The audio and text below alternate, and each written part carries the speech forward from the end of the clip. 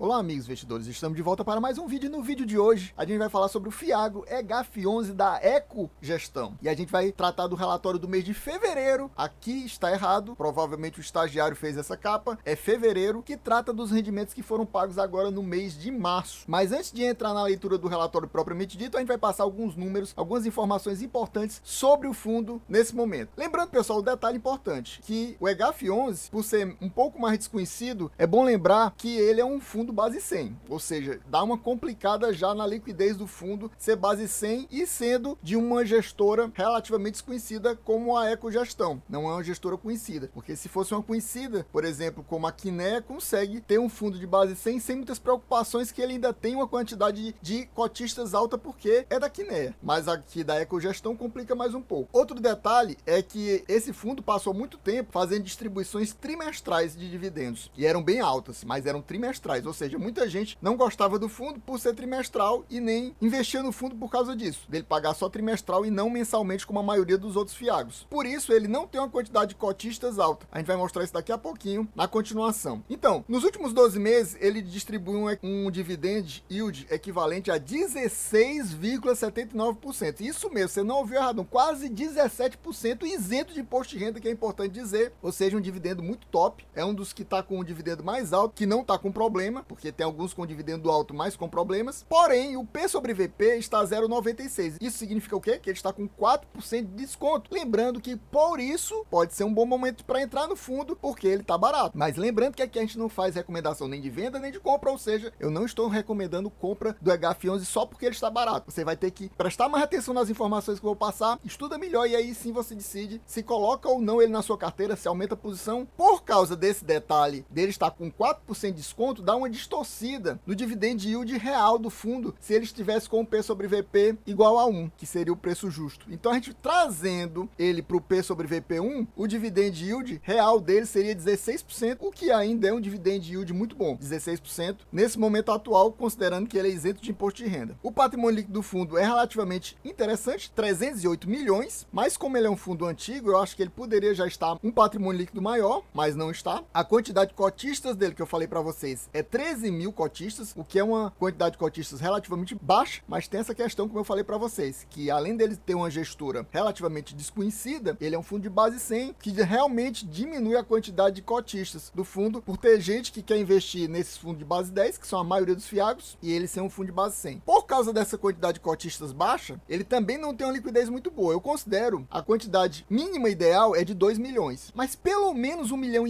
de liquidez diária, mas ele tem apenas 870 mil de liquidez diária atualmente. O último dividendo distribuído por ele foi R$ 1,07. Meus amigos, isso aí é simplesmente o pior rendimento da história do fundo. E esse fundo é um dos mais antigos da nossa bolsa. Ele foi lançado no final de 2021. Já está com quase 2 anos e meio, caminhando para 3 anos, assim como os fiagros mais antigos da nossa bolsa. E, como eu falei, essa foi a pior distribuição dele na história do fundo. Mas lembrando que, como ele é um fundo que é majoritariamente indexado à CDI, isso era normal de acontecer em algum momento, já que teve 5 quedas da Selic, e o mês de fevereiro tem a questão de ter sido um mês com menos dias úteis e ainda ter sofrido mais da queda da Selic do mês de janeiro. Porém, no entanto, todavia, ele também tem um outro problema. Vários devedores deles, a gente vai mostrar daqui a pouco, pagam de forma semestral. A minoria é mensal. Então, por isso, pode ser que esse mês de fevereiro seja um mês que tenha realmente menos gente pagando. Por isso que ele pagou menos. A gente não sabe, porque a gente não sabe exatamente qual mês cada um dos devedores paga, mas fica essa questão também. Apesar de ter sido apenas R$ 1,07, esse dividendo corresponde a um yield do mês de 1,12%, o que é um yield que está na média dos fiagros atualmente. Poucos estão dando acima de 1,10 atualmente. A maioria está dando nessa faixa de 1,10 mesmo. Na média, a maioria é 1,10. Tem alguns que estão dando 1,20, teve um que deu até 1,30, que eu lancei um vídeo ontem, o AZQ conseguiu trazer ainda 1,30 de yield do mês, mas são casos excepcionais. Se ele fosse um fundo de base 10, ele teria pago quase 11 centavos, 10 centavos e 7 décimos de centavo. Agora vamos para a leitura do relatório propriamente dito. Mostrando algumas informações interessantes para vocês. Olha aqui, o fundo foi lançado na bolsa no dia 22 de dezembro de 2021. Como eu falei para vocês, caminhando para 2 anos e meio e daqui a pouco 3 anos, é um dos fiagros mais antigos da nossa bolsa. A maioria dos fiagros mais antigos foram lançados a partir de agosto de 2021. Os primeiros foram lançados até o final de 2021. Então ele realmente é um dos mais antigos. O que não é legal nele aqui é essa taxa de administração, que é uma das mais altas entre os fiagros, 1,2. A maioria é nessa faixa de 1,10, 1,15, que já é acima dos, por exemplo, fundos imobiliários. Fundo imobiliário é quase tudo na faixa de 1. Aqui é 1,2, 1,20% ao ano sobre o PL, que é uma taxa alta. Agora, o pior para mim é essa taxa de performance. Meus amigos, é 10% do que exceder CDI mais 1%. E a média do fundo aqui é CDI mais 5. Ele é mais um dos fiagros high yield. Então ele é CDI mais 5. É sempre CDI mais 5, basicamente. E ele cobra taxa de performance o que excedeu o CDI mais 1. Ou seja, ele excede o tempo todo. Ou seja, todo o tempo paga esses 10% do que excedeu o CDI mais 1. É bem ruim essa questão, porque ele é CDI mais 5 na média. Mais informações sobre o Fiagro, ele está atualmente com 96% do patrimônio líquido alocado. Como eu falei para vocês, ele é praticamente CDI mais 5. Atualmente a média dele, da carteira dele, é CDI mais 4,89% ao ano. Ele tem 31 ativos, mas não são 31 devedores, são menos devedores. Os rendimentos a gente já falou, que foi pago R$ 1,07. Esse R$ 1,07 equivale a CDI mais 4%. No mês de fevereiro, eles venderam parcialmente 3 ativos, Cotribá, Tobaça e Pantanal, totalizando um montante de 3 milhões apenas, e adquiriu um ativo no valor de 6 milhões e meio, que ele não citou qual ativo foi. O importante é citar esse detalhe aqui, ó. No dia 4 de março, o fundo anunciou um pagamento de R$ 1,07, que a gente já falou sobre isso. E esse R$ 1,07 só foi pago R$ 1,07 porque ele colocou 7 centavos que estavam retidos. Ou seja, era a reserva que o fundo tinha. Se não fosse isso, o fundo teria pago na realidade R$ 1. Teria sido pior do que já foi. Ele encerrou o mês com 33 centavos ainda em reserva. Aí isso aqui ele já falou no mês passado. Eu marquei aqui só por marcar mesmo, que ele fala que essas turbulências fazem parte do agro. A questão do El Niño, da Laninha que teve no ano passado, que disse que ia quebrar safra de soja, etc. E aí eles falam que isso é normal, passar por períodos como este no agro.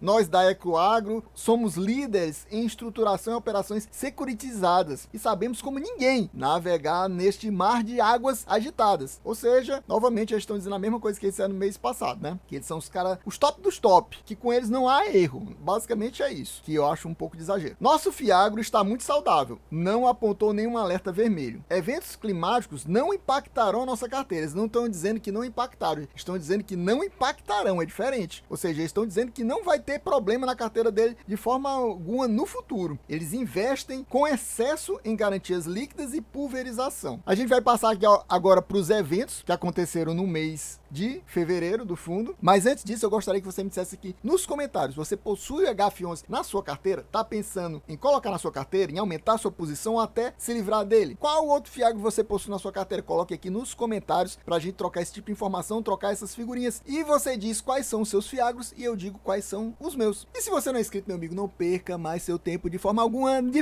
se inscreva agorinha mesmo, já deixa aquele likezão que é muito importante, já deixa o comentário, ative o sininho para a gente bater a meta que atualmente são 400 views. 400 views, sim, precisamos de 400 views para trazer a leitura do relatório do mês de março, no próximo mês, aqui do HF11. E esse relatório do mês anterior, ele não bateu 400 views, ou seja, a gente tinha uma meta menor, agora a nossa meta tá mais pesada. Se o desse mês conseguir performar apenas igual ao do mês passado, não conseguir performar melhor, a gente não trará um vídeo do HF11 no próximo mês. Então se ligue para ajudar aqui o canal a gente bater essa meta. No mês de fevereiro, ele traz a questão que não houve nenhuma inadimplência no fundo, que é muito importante, e ele fala dos juros que foram pagos. Apenas esses 3 aqui pagaram juros, segundo o que ele está mostrando pra gente. Mas se apenas esses 3 tivessem pago os juros, é estranho ele ter conseguido pagar o que ele pagou, porque ele trouxe apenas 18 centavos por cota. Como ele conseguiu pagar um? É estranho, né, isso? Eu acho isso aqui um pouco mal feito, porque não faz o mínimo sentido isso, já que ele traz esses devedores que pagaram juros. Era para ter tido o equivalente a R$ 1 por cota, aqui ele só mostra 3 que pagaram o equivalente só a 18 centavos por cota. A Supply 3, a Pisani e a Tobasa. Eles venderam, ele já tinha falado anteriormente, mas aqui ele fala com detalhes. Ele vendeu a Cotribá, Tobasa e Pantanal, que ele já tinha falado anteriormente, mas aqui ele fala com detalhes. E ele fala os valores de cada uma das vendas. 1.272.000 da Cotribá, 565.000 da Tobasa e 1.023.000 da Pantanal, totalizando 2.861.000 dos 3 ativos vendidos. E eles adquiriram o Fiagro DC Goplan. Eu acho que isso aqui é FIDIC Fiagro, pessoal. Ele não chama FIDIC Fiagro, ele chama Fiagro DC. Não existe Fiagro da Goplan, então deve ser um FIDIC Fiagro mesmo. E ele comprou 6 milhões e meio desse FIDIC Fiagro aqui. Aqui temos a lista dos devedores do fundo. Essa lista aqui, em um verde mais escuro, é o valor percentual na carteira de cada um dos devedores atualmente. Então a gente vê que os principais devedores estão numa posição, digamos assim, não muito agradável, que o ideal é que seja no máximo 5, ou pelo menos próximo de 5. São esses dois aqui os mais complicados. A Nativa, que está com 9,05 do patrimônio líquido do fundo, atrelado a ela, e a Cotribá Cargill, que está com 8,32. Os outros estão ok, porque 5,66, 5,61 é bem próximo daquele ideal, e o resto é abaixo de 5%, então tá tudo ok. Exceção mesmo é esse problema aqui da Cotribá Cargill.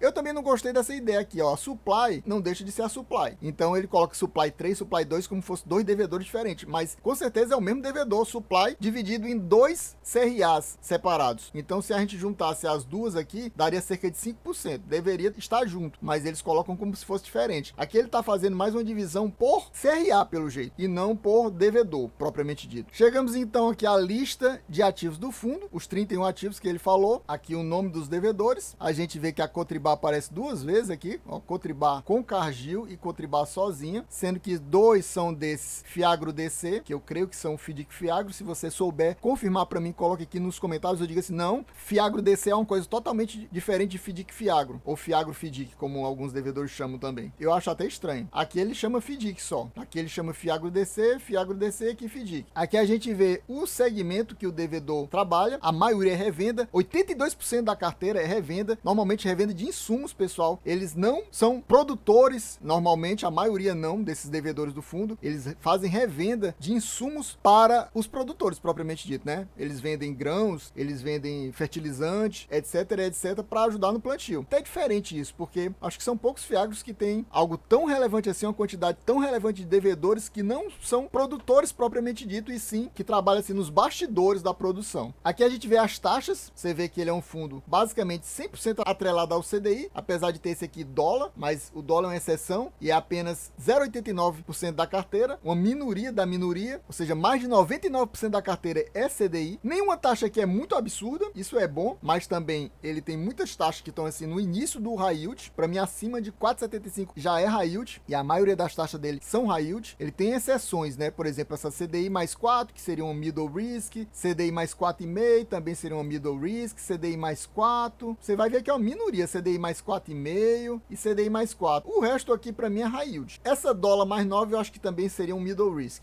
Você vê aqui a periodicidade dos pagamentos, você vê que eu marquei só o que era anual e mensal, que são a minoria. A maioria paga de forma semestral. A gente não sabe exatamente qual é o mês. Pode ser que alguns sejam em janeiro, outros sejam em fevereiro, outros sejam em março e assim por diante. A gente não sabe como é que fica essa distribuição, então a gente não tem ideia como é a questão do fluxo de caixa do fundo por causa disso. Aqui a gente tem os valores da dívida de cada um desses devedores, o patrimônio líquido atrelado a cada um desses devedores. A gente vê aqui os dois principais, Cotribá e Cargill, só que a gente tem essa Cotribá aqui também, se a gente for considerar, poderia colocar que a Cotribá tá 10%, mas aqui é junto com essa Cargill, como se fosse dois devedores do mesmo CRA, não tem mostrando quanto ele ainda tem em caixa aqui na carteira do fundo, e também não mostra o valor total. Eu acho isso falho. Deveria ter uma última linha mostrando, que é o ideal, mostrando quanto tem de caixa e mostrando a soma total para mostrar que é de 308 milhões que ele tem no patrimônio líquido do fundo. E para fechar, a gente vem nessa DRE, entre aspas, do fundo, uma DRE bem ultra resumida e que mostra apenas 3 meses. Eu não gosto nem da questão de ser resumida demais e nem da questão de mostrar apenas 3 meses. Deveria mostrar pelo menos 6 meses e não ser tão resumida, mas é o que temos para hoje.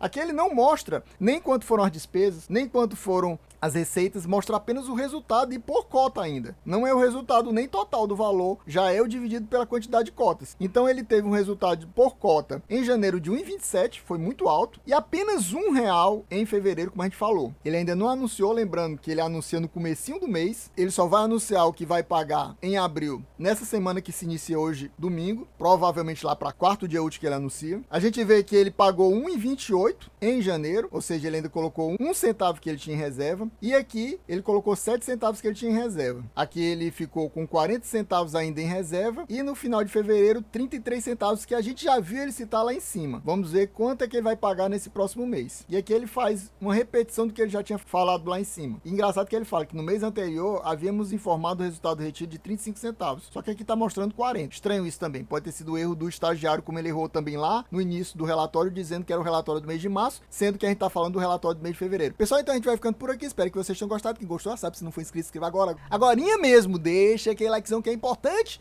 para ajudar a gente a bater a nossa meta de 400 views. Deixe seu comentário que isso também ajuda a bater a meta. Ative o sininho para assistir assim que sair, que também ajuda o YouTube a distribuir para mais pessoas. E dessa forma a gente bate a meta mais fácil. É isso aí, valeu, até a próxima e fui!